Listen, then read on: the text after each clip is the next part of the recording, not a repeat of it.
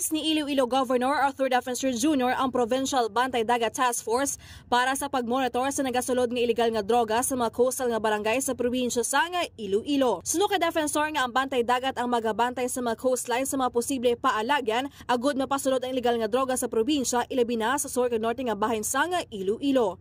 Samtang ginhatagan pagtamudman sang gobernador nga hindi lang sa puerto mahimo makalusot ang mga droga kundi pati man sa mga barangay nga yara sa coastal areas.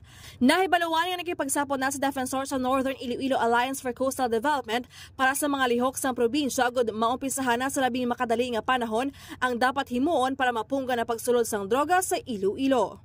Inis ka K5, Jenny Kauyuna na para sa Kampiyon nga balita, serbisyo publiko kag kalingawan sa Iloilo. K5 News FM.